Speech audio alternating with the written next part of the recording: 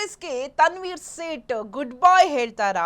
Tanveer Sait good bye ಹೇಳೋಕೆ fix ಆಗಿದ್ಯಾ? ಹಾಗಾದ್ರೆ ಮೈಸೂರಿನಲ್ಲಿ ಕೈಗೆ ಕಾದಿದೆಯಾ ಗಂಡಾಂತರ? ಕಾಂಗ್ರೆಸ್ಗೆ ತನ್ವೀರ್ ಸೇಠ್ ಗುಡ್ ಬೈ ಫಿಕ್ಸಾ? ಮೈಸೂರಿನಲ್ಲಿ ಕೈಗೆ ಕಾದಿದೆಯಾ ಕಷ್ಟ? ಡಿಕೆ ಕ್ಯಾಬಿನೆಟ್ನಲ್ಲಿ ಮಂತ್ರಿಗಿರಿ ಸಿಗದಿದ್ದಕ್ಕೆ ಅಸಮಾಧಾನವನ್ನ ವ್ಯಕ್ತಪಡಿಸಿದ್ದಾರೆ. ಸತತ 6 ಸಲ ಶಾಸಕರಾದ್ರೂ ಕೂಡ ಪ್ರಾತಿನಿಧ್ಯ ನನಗೆ ಈಗ ಸಿಗ್ಲಿಲ್ಲ. ನರಸಿಂಹರಾಜು ಕ್ಷೇತ್ರದ ಅನಭಿಷಕ್ತ ಅಧಿಪತಿಗೆ ಸಂಕಟ ಎದುರಾಗಿದೆಯಾ? ಪಕ್ಷದಲ್ಲಿ ಇರಬೇಕೋ ಬೇಡವೋ ಹೆಚ್ಚಿದೆ ಒತ್ತಡ. ಸೊ ಕಾಂಗ್ರೆಸ್ಗೆ ತನ್ವೀರ್ ಸೇಠ್ ಗುಡ್ ಬೈ ಹೇಳ್ತಾರಾ? ರಿಸೈನ್ ಮಾಡ್ತಾರಾ? ಕಾಂಗ್ರೆಸ್ ಅನ್ನ ಬಿಡ್ತಾರಾ? ಮೈಸೂರಲ್ಲಿ ಕೈಗೆ ಈಗ ಸಂಕಷ್ಟ ಕಾದಿದೆಯಾ? ಇದರಿಂದ ಡಿಕೆ ಕ್ಯಾಬಿನೆಟ್ ಅಲ್ಲಿ ಮಂತ್ರಿಗಿರಿ ಸಿಗ್ಲಿಲ್ಲ ಅಂತ ಅಸಮಾಧಾನವನ್ನ ವ್ಯಕ್ತಪಡಿಸಿದ್ದಾರೆ. ನಾನು 6 ಸಲ ಶಾಸಕರಾದ್ರೂ ಕೂಡ ನನಗೆ ಪ್ರಾತಿನಿಧ್ಯ ಕೊಟ್ಟಿಲ್ಲ. ನಾನು ಹಿರಿಯ ಶಾಸಕ, ಹಿರಿಯ ರಾಜಕಾರಣಿ. ನಾನು ಕ್ಷೇತ್ರದ ಅಭಿವೃದ್ಧಿಯಲ್ಲಿ ಮುಂದಿದ್ದೇನೆ, ಪಕ್ಷಕ್ಕಾಗಿ ದುಡಿದಿದ್ದೇನೆ, ಪಕ್ಷದ ಅಭಿವೃದ್ಧಿ ಮಾಡಿದ್ದೇನೆ. ಆದರೆ ಈ ಪಕ್ಷದಲ್ಲಿ ನನಗೆ ಮನ್ನಣೆ ಇಲ್ಲ. ನನ್ನ ಹೆಸರನ್ನ ಕೈ ಬಿಟ್ಟಿದ್ದಾರೆ, ನನಗೆ ಮಂತ್ರಿಗಿರಿ ಸಿಕ್ಕಿಲ್ಲ. ಹೀಗಾಗಿ ನಾನು ಕಾಂಗ್ರೆಸ್ಗೆ ರಿಸೈನ್ ಅನ್ನ ಮಾಡ್ತೀನಿ ಅಂತ ಹೇಳ್ಕೊಂಡಿದ್ದಾರೆ, ಅಸಮಾಧಾನವನ್ನು ವ್ಯಕ್ತಪಡಿಸಿದ್ದಾರೆ. ಹಾಗಾದ್ರೆ ತನ್ವೀರ್ ಸೇಠ್ ಕಾಂಗ್ರೆಸ್ಗೆ ಗುಡ್ ಬೈ ಅನ್ನ ಹೇಳ್ತಾರಾ ಅಂತ ಕಾದ್ ನೋಡ್ಬೇಕಾಗಿದೆ. ಸದ್ಯಕ್ಕಿರುವಂತಹ ಕುತೂಹಲ ಇದೆ. ನರಸಿಂಹರಾಜು ಕ್ಷೇತ್ರದ ಅನಭಿಷಕ್ತ ಅಧಿಪತಿಗೆ ಈಗ ಸಂಕಟ ಎದುರಾಗಿದೆ. ಪಕ್ಷದಲ್ಲಿ ಇರಬೇಕೋ ಬೇಡವಾ ನಂಗೆ ಗೊತ್ತಿಲ್ಲ. ಒತ್ತಡ ಅಂತೂ ಸಿಕ್ಕಾಬಟ್ಟೆ ಹೆಚ್ಚಾಗಿದೆ. ಆದರೆ ನಾನು ಇರಬೇಕೋ ಬೇಡವಾ ಅನ್ನೋದನ್ನ ತೀರ್ಮಾನವನ್ನ ತಗೊಬೇಕು ಅಂತ ಹೇಳ್ಕೊಂಡಿದ್ದಾರೆ.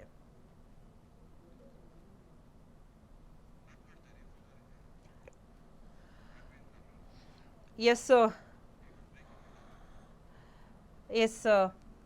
ಏನು 19 ಜನ ಮಂತ್ರಿಗಳಾಗಿ ಪ್ರಮಾಣ ವಚನ ಸ್ವೀಕಾರ ಮಾಡಿದ್ರು. ಅದಕ್ಕಿಂತ ಮುಂಚೆ ಸಿಕ್ಕಾಬಟ್ಟೆ ಪೈಪೋಟಿ ಇತ್ತು. ನಾನಾಗಬೇಕು ಡಿ ಕೆ ಕಡೆ ಒಂದು ಬಣ ಇದ್ರೆ ಸಿದ್ದರಾಮಯ್ಯ ಕಡೆ, ಹೀಗೆ ಒಂದಷ್ಟು ಪಟ್ಟಿಗಳು ಇತ್ತು. ಸಿದ್ದರಾಮಯ್ಯ ಪಟ್ಟಿ, ಡಿ ಕೆ ಪಟ್ಟಿ. ಸೊ ಇದರಲ್ಲಿ ಸಿಕ್ಕಿದ್ದು 19 ಜನ ಶಾಸಕರಿಗೆ ಮಾತ್ರ ಮಂತ್ರಿಗಿರಿ ಸ್ಥಾನ. ಇನ್ನು ತನ್ವೀರ್ ಸೇಠ್ ಕಾಂಗ್ರೆಸ್ಗೆ ಗುಡ್ ಬೈ ಹೇಳ್ತಾರಾ? ಗೊತ್ತಿಲ್ಲ. ಇದ್ರ ಬಗ್ಗೆ ಹೆಚ್ಚಿನ ಡೀಟೇಲ್ಸ್ ಅನ್ನ ಕೊಡ್ತಾರೆ ಮೈಸೂರು ಬ್ಯೂರೋ ಹೆಡ್ ಆದಂತಹ ರಾಘವೇಂದ್ರ ಅವರು.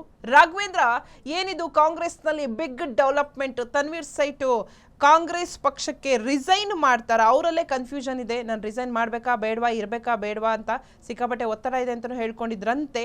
ಸೊ ಇದರ ಬಗ್ಗೆ ಹೆಚ್ಚಿನ ಡೀಟೇಲ್ಸ್ ಕೊಡೋದಾದ್ರೆ. ಹೌದು ಶಿಲ್ಪಾ, ಏನು ಸಚಿವ ಸಂಪುಟ ಪುನರ್ರಚನೆಯ ನಂತರ ಮೈಸೂರಿನ ಹಿರಿಯ ಶಾಸಕ ತನ್ವೀರ್ ಸೇಠ್ ಅವರು ಬಹಳ ಹತಾಶರಾಗಿದ್ದಾರೆ.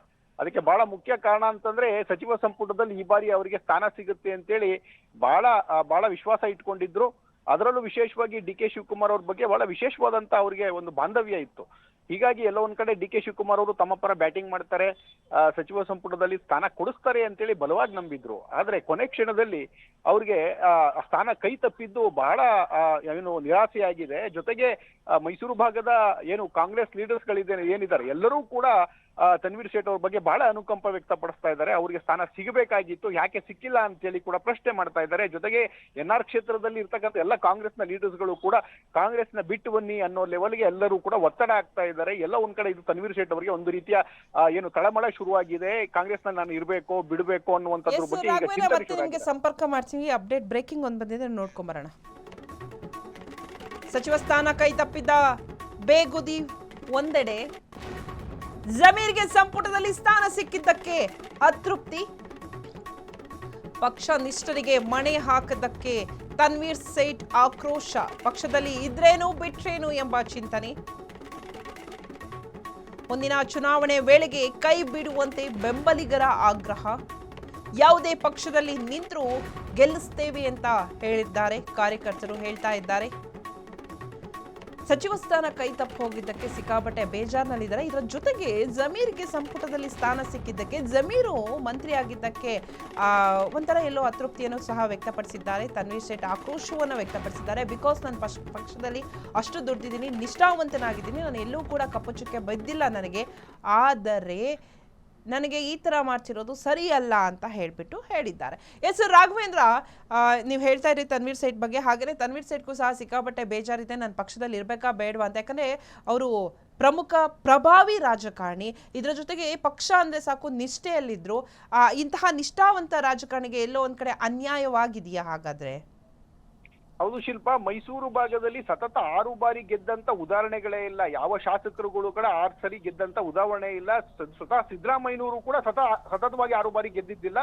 ಮಧ್ಯದಲ್ಲಿ ಅವರು 2 ಸಲ ಸೋತಿದ್ರು. ಆದ್ರೆ ತನ್ವೀರ್ ಸೇಠ್ ಮಾತ್ರ 2002ರಿಂದ 23 ತನಕ ಸತತ 6 ಬಾರಿ ಶಾಸಕರಾಗಿ ಆಯ್ಕೆಯಾಗಿರ್ತಕ್ಕಂಥದ್ದು. ಅದು ಕಾಂಗ್ರೆಸ್ ಪಕ್ಷದಲ್ಲಿ ಮಾತ್ರ ಗೆದ್ದಿರ್ತಕ್ಕಂಥದ್ದು. ಹೀಗಾಗಿ ಎಲ್ಲ ಒಂದ್ ಕಡೆ ಅವ್ರಿಗೆ ನೋವಾಗಿರ್ತಕ್ಕಂಥದ್ದು ಏನಂತಂದ್ರೆ, ಕಾಂಗ್ರೆಸ್ ಪಕ್ಷಕ್ಕೆ ಅತ್ಯಂತ ನಿಷ್ಠೆಯಿಂದ ಇರ್ತಕ್ಕಂಥ ನನ್ನನ್ನ ಪರಿಗಣಿಸ್ತೇನೆ ಸಚಿವ ಸಂಪುಟಕ್ಕೆ. ದಾವಣಗೆರೆ ಬೈ ಎಲೆಕ್ಷನ್ ನಲ್ಲಿ ಏನು ಪಕ್ಷ ವಿರೋಧಿ ಚಟುವಟಿಕೆ ಮಾಡಿದಂತ ಏನ್ ಜಮೀರ್ ಅಹ್ಮದ್ ಇದ್ದಾರೆ, ಅವರಿಗೆ ಮಣೆ ಹಾಕಿದ್ದು ಬಹಳ ಅವರಿಗೆ ಏನು ಒಂದು ರೀತಿಯ ಅಸಂತೃಪ್ತಿ, ಆಕ್ರೋಶ ಎಲ್ಲದಕ್ಕೂ ಕಾರಣ ಆಗಿರ್ತಕ್ಕಂಥದ್ದು ಈ ಡೆವಲಪ್ಮೆಂಟ್ಸ್. ಜೊತೆಗೆ ತಮಗೆ ಸ್ಥಾನ ಸಿಕ್ಕಿಲ್ಲ ಅನ್ನುವಂಥದ್ದು ಒಂದು ಕಡೆ ಆದ್ರೆ, ಪಕ್ಷ ವಿರೋಧಿ ಚಟುವಟಿಕೆ ಮಾಡಿದ್ದು ಎಲ್ಲರಿಗೂ ಬಹಿರಂಗ ಆಗಿದೆ. ಅವ್ರ ಆಡಿಯೋ ವೈರಲ್ ಆಗಿದೆ, ಅದು ಹೈಕಮಾಂಡ್ ತನಕ ಹೋಗಿದೆ. ಅವ್ರ ವಿರುದ್ಧ ಕ್ರಮ ಆಗ್ಬೇಕು ಅಂತ ಎಲ್ಲ ಕೂಡ ಒತ್ತಾಯ ಮಾಡ್ತಿದ್ರು. ಇಂತಹ ಹಂತದಲ್ಲಿ ಜಮೀರ್ ಅಹ್ಮದ್ಗೆ ಯಾಕೆ ಮಂತ್ರಿ ಸ್ಥಾನ ಕೊಟ್ಟಿದ್ದು ಅನ್ನುವಂಥದ್ದು ಇವ್ರಿಗೆ ಈಗ ಬಹಳ ದೊಡ್ಡ ಯಕ್ಷ ಪ್ರಶ್ನೆ. ಹೀಗಾಗಿ ಇವೆಲ್ಲವನ್ನ ಕೂಡ ಅವಲೋಕನ ಮಾಡದಂತ ಏನು ಎನ್ಆರ್ ಕ್ಷೇತ್ರದ ಮುಖಂಡರುಗಳು ಯಾವುದೇ ಕಾರಣಕ್ಕೂ ಕಾಂಗ್ರೆಸ್ ಪಕ್ಷವನ್ನ ನಂಬ್ಕೋಬೇಡಿ, ಇನ್ಮೇಲೆ ನಿನ್ನ ಮುಳುಗಿಸ್ತಾರೆ, ಯಾವುದೇ ಕಾರಣಕ್ಕೂ ನಿಮ್ಗೆ ಮಂತ್ರಿ ಸ್ಥಾನ ಸಿಗಲ್ಲ, ನಿಮ್ಗೆ ಎಲ್ಲಿ ಮಂತ್ರಿ ಸ್ಥಾನ ಸಿಗುತ್ತೋ ಆ ಪಕ್ಷಕ್ಕೆ ನೀವು ಸೇರಿ, ನಾವು ನಿಮ್ ಜೊತೆ ಇರ್ತೀವಿ, ನಿಮ್ ಮುಂದಿನ ಚುನಾವಣೆಯಲ್ಲಿ ನಿಮ್ಗೆ ಯಾವುದೇ ಪಕ್ಷ ಸೇರೋದು ನಾವು ಗೆಲ್ಲಿಸ್ತೀವಿ ಅನ್ನುವಂತ ಒತ್ತಡವನ್ನ ಹಾಕ್ತಾ ಇದ್ದಾರೆ ಶಿಲ್ಪ. ಎಸ್, ಥ್ಯಾಂಕ್ ಯು ರಾಘವೇಂದ್ರ ನಿಮ್ಮೆಲ್ಲ ಡೀಟೇಲ್ಸ್ಗಾಗಿ.